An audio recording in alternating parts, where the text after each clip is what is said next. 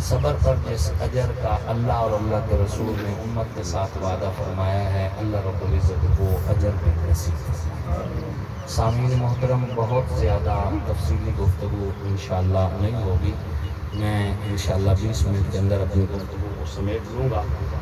اللہ رب العزت حق سچ بیان کرنے کی توفیق نصیب فرمائے اور اس پر پھر قائم رہنے کی توفیق بھی نصیب فرمائے۔ میں نے قرآن پاک کی آیت آپ کے سامنے تلاوت کی ہے، قُلْ إِن كُنْتُمْ تُحِبُّونَ اللَّهَ فَاتَّبِعُونِي يُحْبِبْكُمُ اللَّهُ۔ اے میرے پیارے پیغمبر، ارشاد فرما دیجئے، اپنی زبان سے اس امت کو بتا دیجئے کہ اگر تم اللہ سے پیار کرنا چاہتے ہو فَاتَّبِعُونِي، تو محمد علیہ السلام کی اتباع کر لو، محمد علیہ السلام کے غلام بن جاؤ، یحببکم اللہ، اللہ خود تم سے پیار کرے۔ دنیا میں ہر بندہ اللہ سے محبت کرنے کا دعوے دار ہے، چاہے وہ ہندو ہے، سکھ ہے، بدھ مت ہے، عیسائی ہے، یہودی ہے، رافضی ہے، خارجی ہے، ناصبی ہے، فارسی ہے، پارسی ہے، جس بھی مذہب سے ہے، ہر بندہ اپنے اپنے طور پر عبادت کرتا ہے، اور جب ان سے پوچھا جاتا ہے کہ عبادت کیوں کرتے ہو تو وہ کہتا ہے اللہ راضی ہو جائے، اور اللہ قرآن میں یہ فیصلہ دے چکے ہیں کہ پہلے میرا مصطفیٰ راضی ہو جائے۔ جس پہ ذات مصطفیٰ خوش، اس پہ ذات خدا بھی خوش، جس پہ ذات مصطفیٰ ناراض، اس سے اللہ کبھی راضی نہیں ہو سکتا۔ اللہ کو راضی کرنے کا ایک ہی واسطہ، ایک ہی راستہ، ایک ہی وسیلہ، ایک ہی ذریعہ ہے، اور وہ ہے رسول اللہ علیہ السلام کی غلامی، آپ علیہ السلام کی اتباع۔ حضور کو چھوڑ کر کوئی خدا تک نہیں پہنچ سکتا، اور حضور کی جماعت کو چھوڑ کر کوئی مصطفیٰ تک بھی نہیں پہنچ سکتا۔ یہ واضح ہے، اللہ تک پہنچنے کے لیے حضور ضروری ہے، اور رسول اللہ تک پہنچنے کے لیے جماعت مصطفیٰ ضروری ہے۔ سامعین محترم، تو اللہ نے یہ اصول بتایا ہے، قُلْ إِن كُنْتُمْ تُحِبُّونَ اللَّهَ فَاتَّبِعُونِي يُحْبِبْكُمُ اللَّهُ۔ اے میرے پیارے پیغمبر، دنیا کو بتا دیجئے کہ اگر تم اللہ سے پیار کرنا چاہتے ہو تو رسول اللہ کے غلام بن جاؤ۔ اسی آیت کا بڑا خوبصورت ترجمہ علامہ محمد اقبال رحمۃ اللہ علیہ نے اپنی مشہور نظم شکوہ جواب شکوہ کے آخری شعر میں کیا ہے۔ شکوہ جواب شکوہ کا آخری شعر اسی آیت کا ترجمہ ہے۔ شکوہ کرتے ہوئے علامہ محمد اقبال نے اللہ سے ایک شکوہ کیا کہ تھے ہمیں ایک تیرے مار کا آراؤں میں، خشکیوں میں لڑتے تھے کبھی دریاؤں میں، دی اذانیں کبھی یورپ کے کلیساؤں میں، کبھی افریقہ کے تپتے ہوئے صحراؤں میں، شان آنکھوں میں نہ جچتی تھی جہاں داروں کی، کلمہ پڑھتے تھے ہم سائے میں تلواروں کی، دشت دشت ہے دریا بھی نہ چھوڑے ہم نے، بحر ظلمات میں دوڑا دیے گھوڑے ہم نے، تیرے کعبے کو جبینوں سے بسایا ہم نے، تیرے قرآن کو سینوں سے لگایا ہم نے، پھر بھی یہ گلہ ہے کہ وفادار نہیں، ہم وفادار نہیں، تو بھی تو دلدار نہیں۔ یہ شکوہ کر دیا اللہ سے۔ لوگ تیرا قرآن سن کے اپنے کانوں میں انگلیاں ٹھوس دیتے تھے، اے اللہ ہم نے اس وقت بھی تیرا قرآن میزوں کے سائے میں سنا اور پڑھا۔ کعبہ میں 360 بت تھے، اللہ ہم نے ہٹائے، ہم نے صرف تیری عبادت کی بات کی، اللہ اکبر کی صدائیں لگائیں، لیکن آج پوری دنیا میں مسلمان مظلوم ہیں۔ یہ شکوہ کیا، اور پھر علامہ اقبال نے قرآن و حدیث کی روشنی میں اس کا اللہ کی جانب سے جواب شکوہ بھی لکھا۔ اس کے لفظ بھی کچھ یوں ہیں کہ میرے کعبے کو جبینوں سے بسایا کس نے، میرے قرآن کو سینوں سے لگایا کس نے، تھے تو وہ آباد تمہارے ہی، مگر تم کیا ہو، ہاتھ پہ ہاتھ دھرے منتظر فردا ہو۔ باتیں ہم بدر، احد، حنین، تبوک، خیبر کی کرتے ہیں، اور ہمارا عمل ان باتوں سے بالکل میچ نہیں کرتا۔ مثالیں ہم کربلا کی دیتے ہیں، اور زندگی ہم یزیدیت والی گزار رہے ہوتے ہیں۔ آپ جس کو اٹھائیں، جس کو پوچھیں، ہر کوئی کہے گا میں حسین نہیں ہوں، لیکن جس مقصد کے لیے امام علی مقام امام حسین نے قدم اٹھایا، ہم اس مقصد کے لیے خود میں سے، ہم میں سے کوئی بھی تیار، نہ عوام نہ خواص، کوئی بھی تیار نہیں۔ تو تھے وہ آبا تمہارے، مگر تم کیا ہو ہاتھ پہ ہاتھ دھرے منتظر فردا ہو. یہ بات لکھ کے جواب شکوہ میں جب آخری شعر آیا تو آخری شعر میں علامہ اقبال رحمہ اللہ نے اسی آیت کا ترجمہ کرتے ہوئے کہا کہ اللہ یہ فرما رہے ہیں کہ کی محمد سے وفا تو نے تو ہم تیرے ہیں. قل ان کنتم تحبون اللہ فاتبعونی یحببکم اللہ کہ کی محمد سے وفا تو نے تو اللہ فرماتے ہیں ہم تیرے ہیں. اور قرآن کی آیتیں گواہ ہیں, حدیث کی روایتیں گواہ ہیں, تاریخ کے ورقے گواہ ہیں, زندگی کے احوال گواہ ہیں. جو حضور کا غلام ہوا کائنات اس کی غلام ہوگا. جو حضور کا ہوا کائنات اس کی ہو گئی. دنیا و ما فیہا اس میں کوئی چیز بھی حضور کی غلامی سے زیادہ قیمتی نہیں. جو حضور کا ہوا دنیا اس کی ہوئی. حضرت عمر رضی اللہ تعالیٰ عنہ خلیفہ وقت ہے, عرب کی دھرتی پہ زلزلہ آتا ہے, زمین کانپ رہی. حضرت عمر کے ہاتھ میں در ہے, زمین کے اوپر درہ مار کے کہتے ہیں اے زمین کانپتی کیوں ہے, کیا تیرے اوپر عمر نے انصاف نہیں کیا؟ تھر تھراتی زمین تھم گئی, کانپتی ہوئی زمین رک گئی, زلزلہ ختم ہو گیا. یہ زمین بھی کہہ رہی تھی اے عمر کی محمد سے وفا تو نے تو ہم تیرے ہیں. حضرت عمر رضی اللہ تعالیٰ کو خلیفہ وقت ہے, لوگ آئے امیر المؤمنین دریا پانی نہیں دیتا, اور ہماری روایت ہے کہ جب دریا پانی نہ دے ہم ایک نوجوان لڑکی کو زیور پہنا کر دریا کے اندر قربان کر دیتے ہیں تو پھر پانی آتا ہے. حضرت عمر رضی اللہ تعالیٰ نے ایک خط لکھا دریائے نیل کے نام کہ یہ خط ہے امیر المؤمنین عمر بن خطاب کی جانب سے دریائے نیل جو مصر کا ہے اس کی جانب کہ اے دریائے نیل اگر تو اللہ کی مرضی سے چلتا ہے تو چل, ورنہ تیری ہمیں ضرورت ہی نہیں. وہ خط دریا کے اندر پھینکا گیا. ایک ہی رات کے اندر 16 ذراع پانی آ گیا اس دریا میں.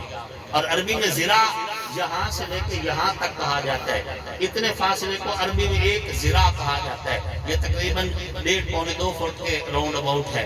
16 ذراع پانی ایک ہی رات میں دریائے نیل میں آ گیا جو خشک پڑا تھا. دریائے نیل رواں دواں ہوا. دنیا کے دریا خشک ہو رہے ہیں, دریائے نیل آج بھی پوری آب و تاب کے ساتھ رواں دواں ہے. دریائے نیل کی لہریں بھی کہہ رہی ہیں اے عمر کی محمد سے وفا تو نے تو ہم تیرے ہیں. مدینہ کے باہر آگ کا شعلہ نکلا. لوگوں کو ڈر ہوا کہ شاید یہ شہر کا رخ نہ کرے. حضرت عمر رضی اللہ تعالیٰ عنہ سے کہا گیا. حضرت عمر رضی اللہ تعالیٰ عنہ نے اپنے ایک خادم کو اپنا رومال دے کر کہا کہ جاؤ آگ کو اشارہ کرو واپس چلی جائے. وہ گئے, انہوں نے آگ کو اشارہ کیا, آگ واپس چلی گئی, ختم ہو گئی. اس کے بعد آج تک پھر وہاں سے آگ نہیں نکلی. یہ آگ بھی کہہ رہی تھی اے عمر کی محمد سے وفا تو نے تو ہم تیرے ہیں. حضرت عمر رضی اللہ تعالیٰ عنہ کا دور ہے اور اسلامی لشکر عراق کی سرحدوں پہ جنگ لڑنے میں مصروف ہے. لشکر کے سپہ سالار حضرت ساریہ رضی اللہ تعالیٰ عنہ صحابی رسول ہے. اللہ رب العزت نے حضرت عمر پر کشف فرمایا. حضرت عمر کو محسوس ہوا کہ حضرت ساریہ کے پیچھے پہاڑ ہے, پہاڑ کے پیچھے دشمن کی اضافی فوج چھپی ہوئی ہے. حضرت عمر رضی اللہ تعالیٰ عنہ نے وہیں سے بیٹھے ہوئے فرمایا یا ساریۃ الجبل من استرعى الذئب فقد ظلم. ساریہ پہاڑ کی طرف توجہ کر, جس نے بھیڑیے سے رعایت کی اس نے اپنے آپ کے ساتھ ظلم کیا. ہوا نے یہ حکم نامہ اپنے کندھوں پر اٹھایا. کئی 100 میل دور حضرت ساریہ کے کانوں میں امیر المؤمنین کی آواز پہنچی. حضرت ساریہ نے اسی وقت دشمن کی چھپی ہوئی فوج پہ حملہ کیا. اللہ نے مسلمانوں کو فتح دے دی. یہ ہوا بھی کہہ رہی تھی اے عمر کی محمد سے وفا تو نے تو ہم تیرے ہیں. صحابہ کرام کا لشکر افریقہ کے جنگلوں میں پہنچا. وہاں پر لشکر نے قیام کرنا تھا. کچھ مقامی لوگ آئے, انہوں نے کہا یہاں رات نہ گزارو, یہاں پر اپنے خیمے نہ لگاؤ, کیونکہ یہاں کے کیڑے مکوڑے اتنے سخت ہیں جس کو ڈنگ مار لے ڈس لے اس کو پھر دوبارہ زندگی کی بات نہیں ملا کرتی۔ ایک صحابی رسول اونچے ٹیلے پہ کھڑے ہو گئے، اعلان کیا یا حشرات الارض، او جنگل کے کیڑے مکوڑو، نحن اصحاب محمد، ہم محمد عربی علیہ السلام کے لشکر کے سپاہی ہیں، ہم نے یہاں پہ پڑاؤ کرنا ہے، ٹھہرنا ہے، جنگل خالی کر دو۔ تاریخ کی کتابیں کہتی ہیں، تاریخ کے اندر مورخین نے لکھے کہ سانپ اپنے بچے لے کر جنگل چھوڑ گیا، بچھو جنگل چھوڑ گئے، کیڑے مکوڑے جنگل چھوڑ گئے، تھوڑی ہی دیر میں پورا جنگل خالی ہو گیا۔ یہ سانپ، بچھو، کیڑے مکوڑے اور جنگل کے درندے بھی یہ کہہ رہے تھے اے صحابی رسول کی محمد سے وفات ہونے تو ہم تیرے ہیں۔ حضرت سفینہ رضی اللہ تعالیٰ عنہ صحابی رسول ہے، جنگل میں جا رہے ہیں، راستہ بھول گئے، سامنے سے شیر آ گیا، شیر کا ارادہ حملے کا ہے۔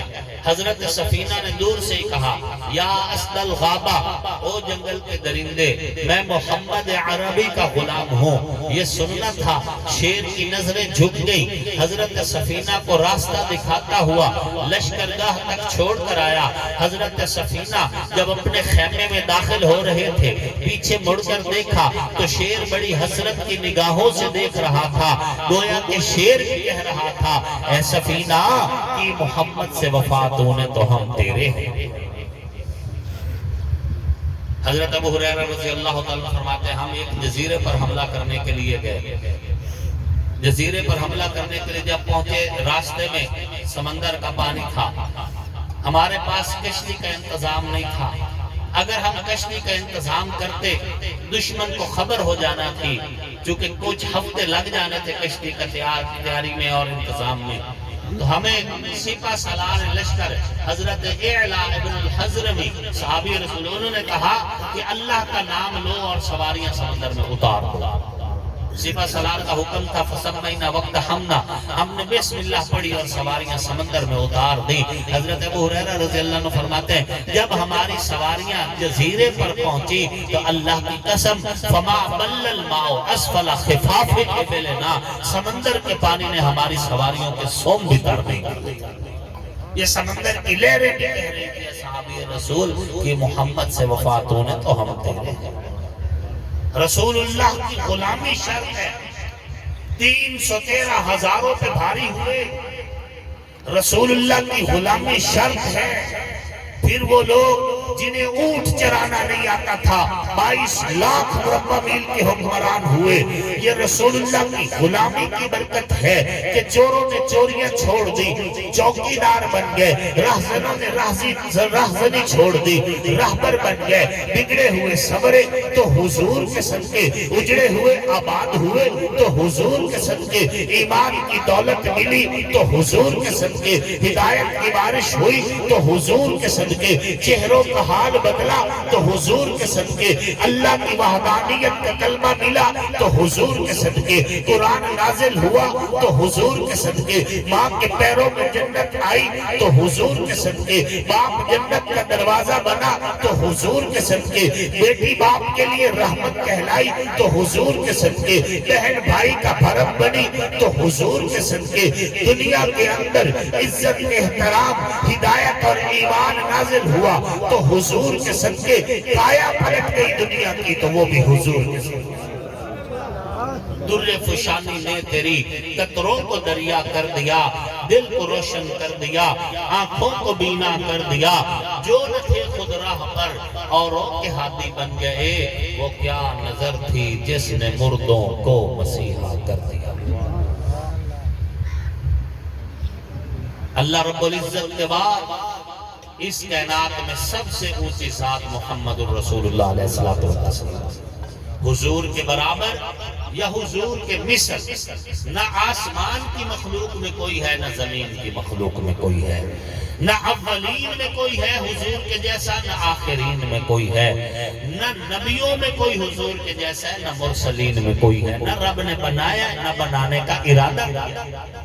میرے پیرو مرشد سید نفیس الحسینی شاہ صاحب رحمت اللہ علیہ فرمایا کرتے تھے، اے رسول امی خاتم المرسلین، تجھ سا کوئی نہیں، تجھ سا کوئی نہیں، ہے عقیدہ یہ اپنا بصدق و یقین، تجھ سا کوئی نہیں، تجھ سا کوئی نہیں، دست قدرت سے ایسا بنایا تجھے، جملہ اوصاف سے پھر سجایا تجھے، اے ازل کے ہنسی، اے ابد کے ہنسی، تجھ سا کوئی نہیں، تجھ سا کوئی نہیں، کوئی بدلائے کیسے سراپا لکھوں، کوئی ہے وہ کہ جس کو میں تجھ سا کہوں، توبہ توبہ نہیں، توبہ توبہ نہیں، تجھ سا کوئی نہیں، تجھ سا کوئی نہیں۔ حضرت حسان بن ثابت بھی فرماتے ہیں وَأَحْسَنُ مِنْكَ لَمْ تَرَ قَطُّ عَيْنِي وَأَجْمَلُ مِنْكَ لَمْ تَلِدِ النِّسَاءُ خُلِقْتَ مُبَرَّأً مِنْ كُلِّ عَيْبٍ كَأَنَّكَ قَدْ خُلِقْتَ كَمَا تَشَاءُ۔ رخ مصطفیٰ ہے وہ آئینہ، کب ایسا دوسرا آئینہ، نہ کسی کی بزم خیال میں، نہ دکان آئینہ ساز میں۔ حضرت خان محمد کمتر بھی فرماتے ہیں حسینہ جمیلہ دا منہ موڑ دیتا، محمد بڑا رب قلم توڑ دیتا۔ حضرت پیر میر علی شاہ صاحب بھی فرماتے ہیں کہ مکھ چند بدر شاہ ثانی ہے، متھے چمکے لال نورانی ہے، کالی زلف کے اک مستانی ہے، مخمور نگاہ وا مکھ بھریا، سبحان اللہ ما احسن کا ما اجمل کا ما اکمل کا، کتھے مہر علی کتھے تیری سزا، مشتاق کیا کتھے جان۔ اس جیسا خدا کوئی نہیں، حضور جیسا مصطفیٰ کوئی نہیں۔ اللہ کا شکر کرو جن علماء کے ساتھ تم وابستہ ہو، ان علماء نے تمہیں بغاوت نہیں سکھائی، نہ رسول اللہ کی ختم نبوت کا باغی بنایا، نہ رسول اللہ کے یارانے کا باغی بنایا، نہ تمہیں حضور کے گھرانے کا باغی بنایا۔ شکر کرو جن پر چادر تطہیر کی چھاؤں ہے، ہم ان کو بھی سلام کرتے ہیں، جن پر گنبد خضرا کی چھاؤں ہے، ہم ان کو بھی سلام کرتے ہیں۔ چادر تطہیر کی چھاؤں میں حضرت مولا علی، سیدہ کائنات سیدہ بی بی فاطمہ زہرا، جناب امام حسن والحسین سلام اللہ علیہم اجمعین، حضور کی چادر تطہیر کی چھاؤں میں ہے، ہم ان کو بھی سلام کرتے ہیں۔ اور آقا کے گنبد خضرا کی چھاؤں میں خلیفہ بلا فصل سیدنا ابو بکر صدیق، امیر المؤمنین سیدنا عمر الفاروق ہیں، ہم ان کو بھی سلام عقیدت پیش کرتے ہیں۔ جو نبی کے بستر پہ سویا وہ علی بھی پاک، اور جس کی گود میں سر رکھ کے حضور غار ثور میں سوئے وہ ابو بکر بھی پاک۔ جو حضور کے بستر پہ سویا صرف ایک رات وہ علی بھی عزتوں کا بادشاہ، جن کی زندگیاں حضور کے بستر پہ گزری وہ حضور کی بیویاں ازواج مطہرات امہات المؤمنین بھی ہمارے ایمان کی معراج۔ ہم کسی کی شان گھٹا سکتے نہیں ہیں، یہ بلند ہستیاں ہیں، ہم ان کی عزت عظمت ان کے فضائل اور مناقب کو اللہ اپنے لیے عبادت سمجھتے ہیں، اور ان کی عزت کو اپنے لیے ایمان کہتے ہیں، اور ان کے بغیر ہم ایمان کا تصور بھی نہیں کر سکتے۔ حضور کا یارانہ بھی زندہ باد اور حضور کا گھرانہ بھی زندہ باد۔ جو حضور کے در پہ ہیں وہ بھی اعلیٰ، جو حضور کے گھر میں ہیں وہ بھی اعلیٰ۔ ہم حضور کے در والوں سے بغاوت بھی نہیں کریں گے، ہم حضور کے گھر والوں سے بغاوت بھی نہیں کریں گے۔ جس علی کو حضور اپنی بیٹی کا رشتہ دے دیں، جس علی کو حضور اپنا ویر کہیں، میں اس علی کو اپنا ویر کہتا ہوں۔ اصحاب کی محفل میں ایک بات ہوئی تھی، آقا کے لبوں کی وہ بات علی ہے، جس کو ڈوبا ہوا سورج بھی پلٹ کر دیکھے، آصف کے عقیدے میں وہ ذات علی ہے۔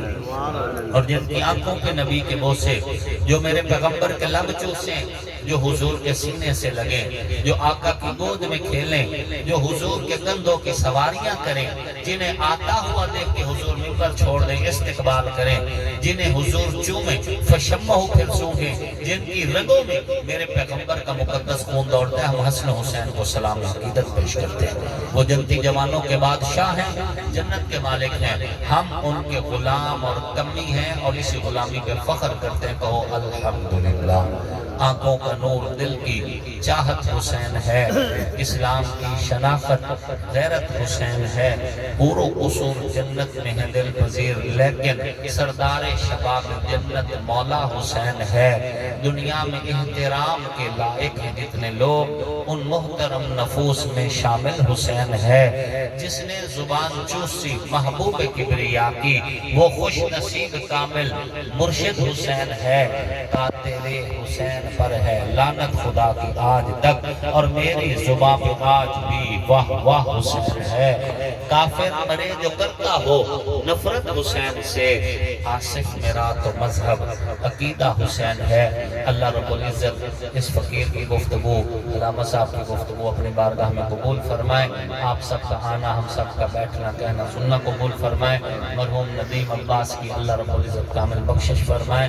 چودھری غلام عباس صاحب اور دیگر جتنے لواحقین ہیں، پسماندگان ہیں، سوگواران ہیں، اللہ رب العزت سب کو صبر جمیل نصیب فرمائے۔ وما علینا الا البلاغ۔